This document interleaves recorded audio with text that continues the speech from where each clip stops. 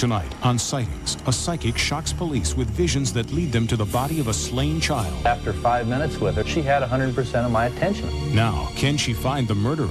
Then, startling videotape evidence may prove a monster lurks in Lake Champlain. We took the camcorder out, and then Champ, or several Champs, were back again.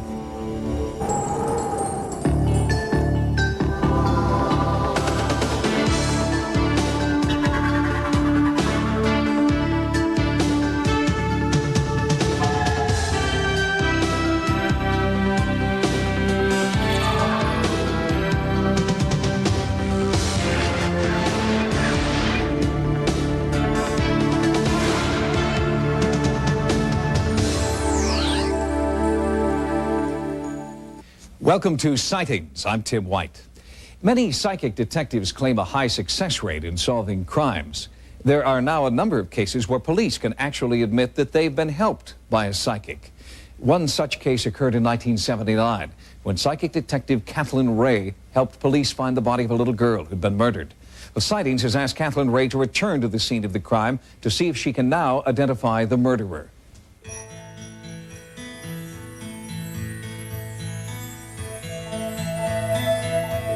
Fresno, in the heart of California's fertile Central Valley. It's a place where you can still find tranquil family farms, but it's also a place where tragedy has struck. On February 3rd, 1979, 8-year-old Victoria de Santiago, her sister Eva, and their dog all vanished. What really happened that day is still just speculation.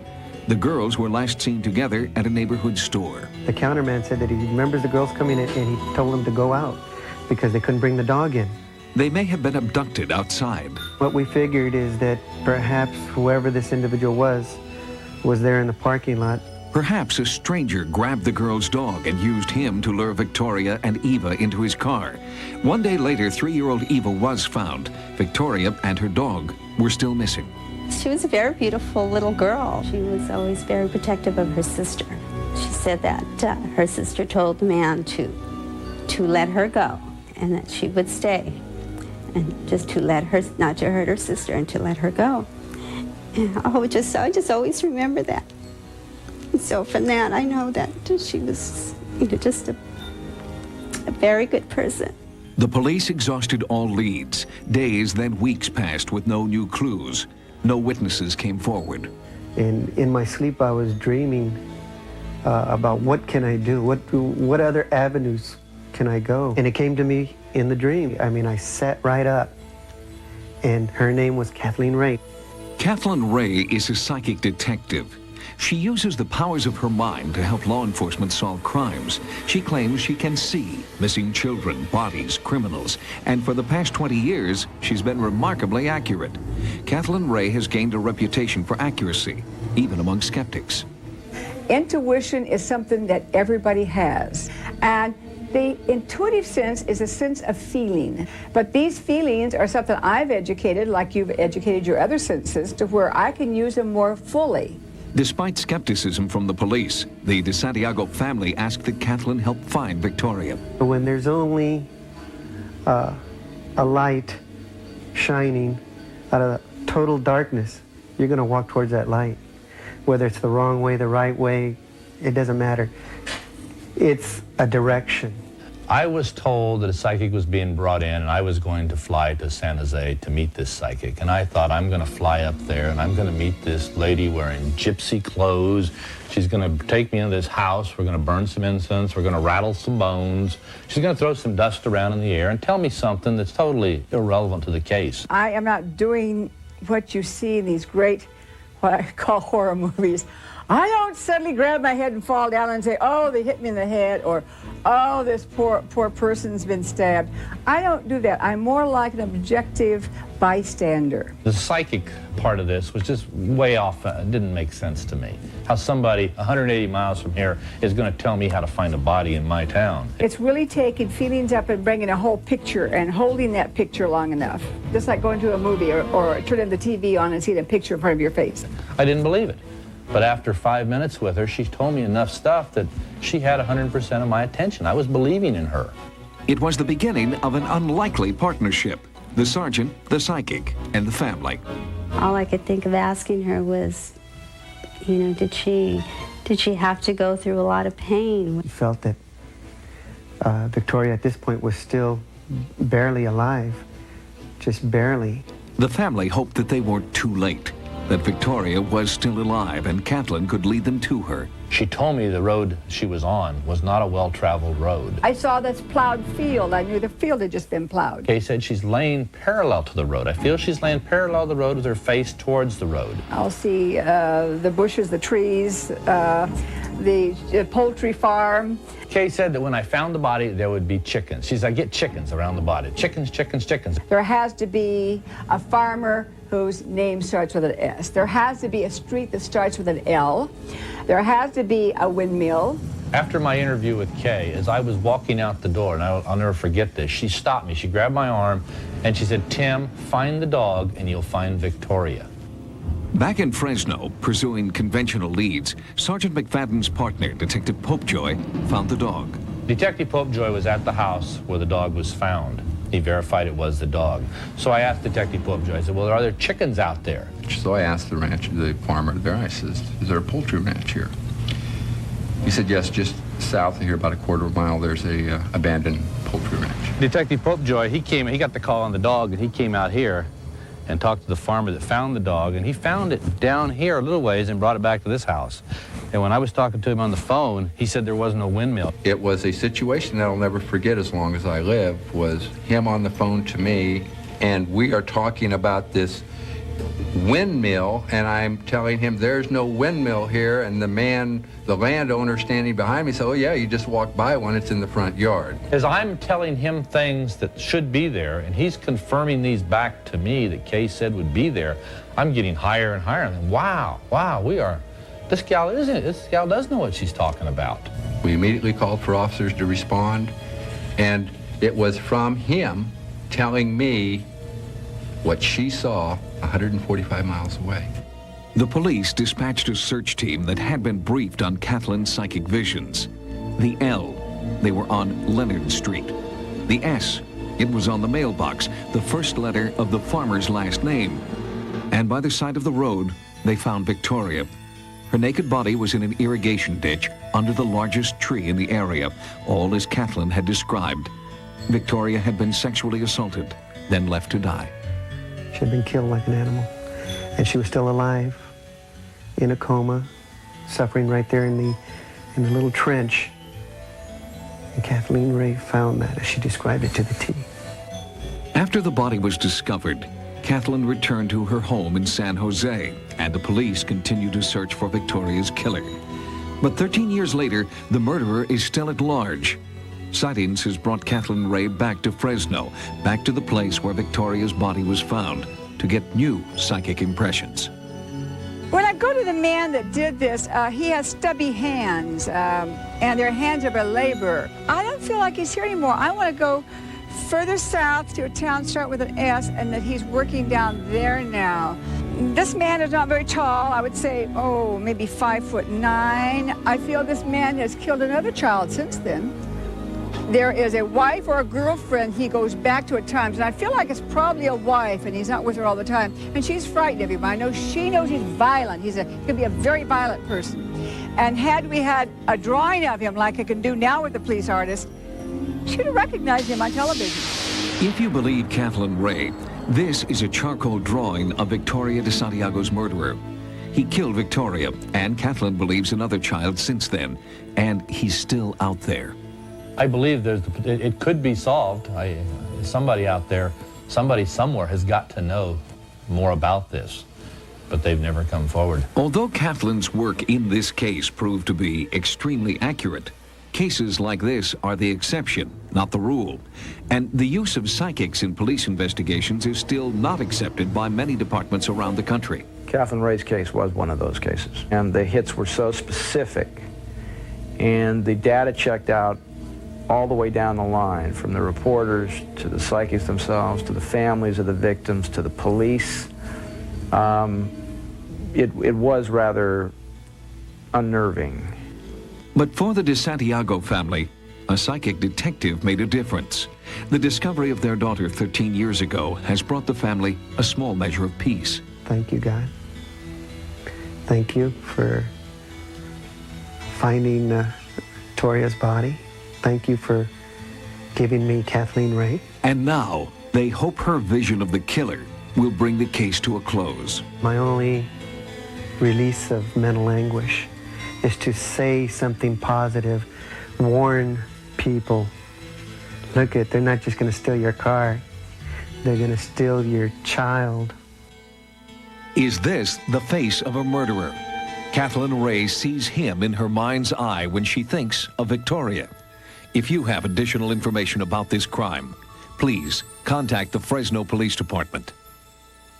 Despite the good work of psychic detectives like Kathleen Ray, there are unscrupulous people posing as psychics who prey on unsuspecting families. How do you protect yourself? Well, experts suggest that you follow all recommendations of the police. And if you do contact psychics, thoroughly check out their references. Make sure they don't have criminal records. And never give them money up front. Coming up, does an underwater creature terrorize the citizens of upstate New York? I started screaming in fear. Startling videotape may prove a monster lurks in Lake Champlain. Recently, sightings half a world apart have renewed interest in the possibility that lake monsters are real. At Loch Ness in Scotland, Operation Deep Scan tracked a large creature through the water for more than 2 miles. At Lake Champlain in New York State, a sightings crew has been monitoring strange lake activity reported by dozens of credible eyewitnesses. It's hard to imagine, but the natural serenity of Lake Champlain is being disturbed by a monster reportedly lurking just below the surface of the lake. Sightings of a long serpent-like creature have been reported for nearly 300 years. A pioneer's powder horn, dated September 29, 1700, bears the earliest recorded image of the Lake Champlain monster. Sightings have continued to the present day, but aren't often discussed in public. Probably 99% of the people have seen it, but they won't talk about it because you do get some ridicule. Lake Champlain is located on the border between New York and Vermont, extending northward into Quebec province in Canada.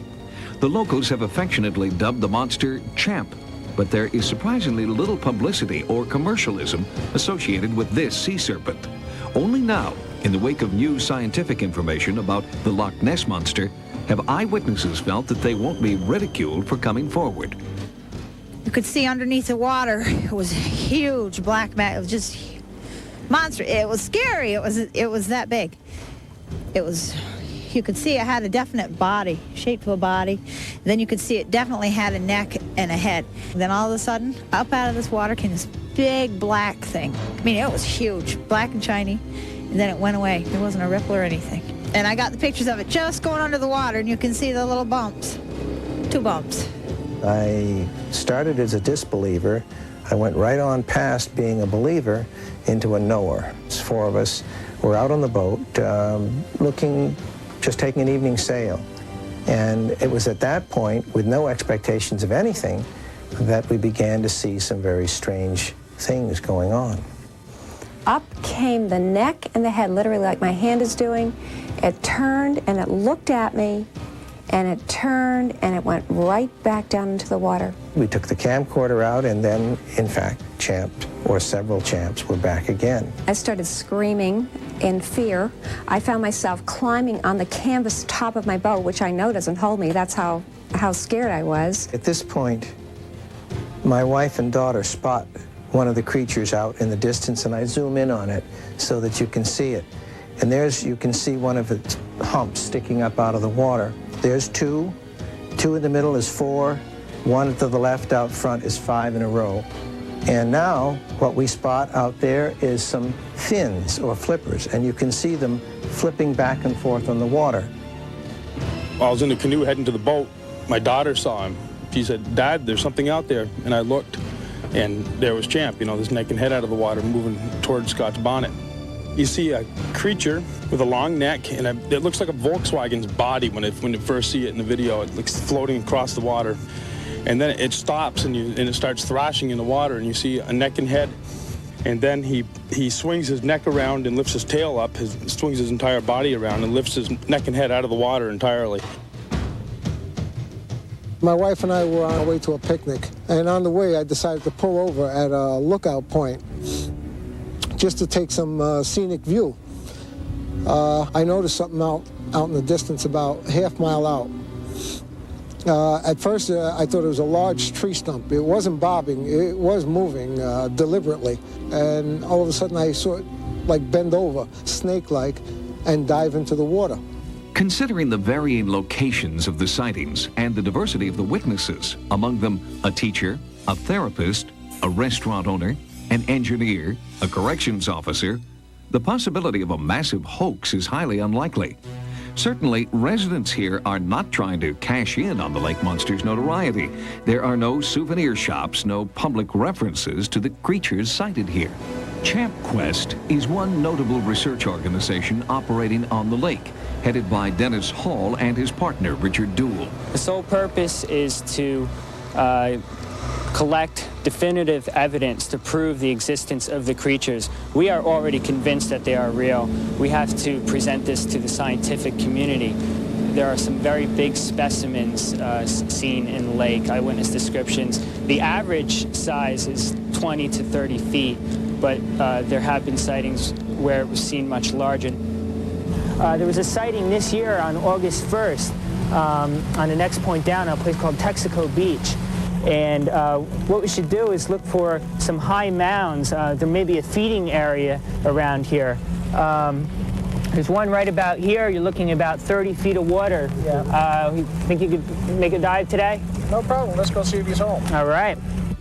A lot of people believe that there's one wretched creature that's been in the lake for a millennia, and that's really absurd. There would have to be a breeding colony to subsist this long. Despite numerous documented sightings, few scientists can agree on what type of creature Champ is likely to be.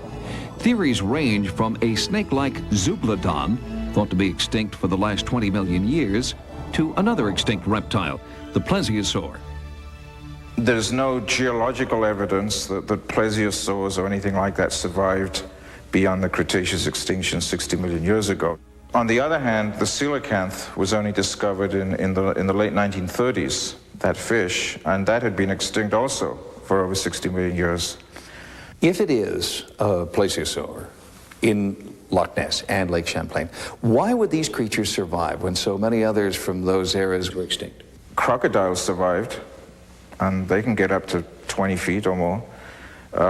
Various groups survived. It's possible that in certain areas that some species may have survived the extinction, especially when we're not really certain as to what caused the extinction. Loch Ness and Lake Champlain are very similar geologically. They're deep glacial lakes that were at one time arms of the sea. So one could say there were marine animals living in these open lakes, and as the land rose, they could have been sort of isolated. And it's the same geology in both lakes. One of the most compelling pieces of evidence supporting the plesiosaur theory is this recently discovered 1938 photograph of a bizarre carcass removed from a whale's stomach. Some experts have speculated that this could be the skeleton of a baby plesiosaur consumed at sea, suggesting the plesiosaur, like the coelacanth, may not really be extinct. There may be all kinds of things there that we don't know about. The thing about it is I think you have to keep an open mind and see what else comes up. Do monsters really exist? Or can these pictures be explained by existing natural phenomena, like otters feeding fish or fallen logs? Eyewitnesses believe wholeheartedly in the existence of Champ, but until indisputable evidence is brought to the scientific community, the monster of Lake Champlain will remain a mystery. Coming up next, with the tragic fire at Windsor Castle, has the British family's royal curse struck again?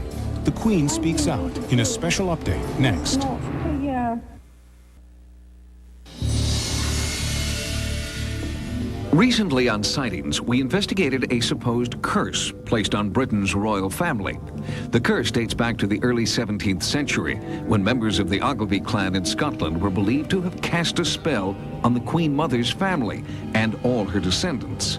The Queen Mother's ancestor, the Lord of Glamis, is rumored to have murdered several members of the Ogilvy family, leading to a curse and perhaps centuries of doom and misfortune. The story says that what he did was to give them shelter in a small room, but then he closed them in and eventually that room was walled up, and of course they died a terrible death. In recent weeks, speculation about a royal curse has been increasing in Great Britain, especially in light of a string of tragedies that have befallen the royal family. Prince Charles and Princess Diana have now publicly admitted that their marriage has failed, and shortly after the news of Charles and Diana's impending separation, another tragic blow. The royal family's ancestral residence, Windsor Castle, went up in flames. The damage was extensive, and increased pressure has been placed on the royal family to assume some of the financial burden for reconstruction of the castle.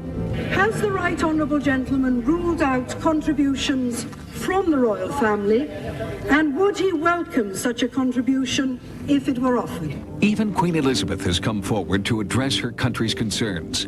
In a rare display of emotion, the Queen publicly admitted that the royal family's problems are having a traumatic effect on the monarchy. 1992 is not a year on which I shall look back with undiluted pleasure. In the words of one of my more sympathetic correspondents, it has turned out to be an annus horribilis. If the royal family is being plagued by a centuries-old curse, then it has come dangerously close to fulfilling its evil intent. It was a curse, after all, that some say was meant to destroy the House of Windsor and ultimately bring down the last great monarchy on Earth.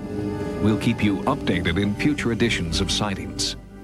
If you've experienced what you believe to be paranormal activity in the form of UFOs, ghosts, or psychic experiences, our Sightings investigative team wants to know about it. To report your sightings, call 1-900-740-SIGHT. Each call 75 cents a minute. Average call lasts 2 minutes, and you must be 18 years or older. On the next Sightings, does the ghostly victim of a brutal murder still haunt this country music hall? Our Sightings investigators stalk the ghost of Hell's Gate. Then, whether you believe in guardian angels or not, don't miss the next Sightings. Join us next time for new investigations into the unexplained. For Sightings, I'm Tim White.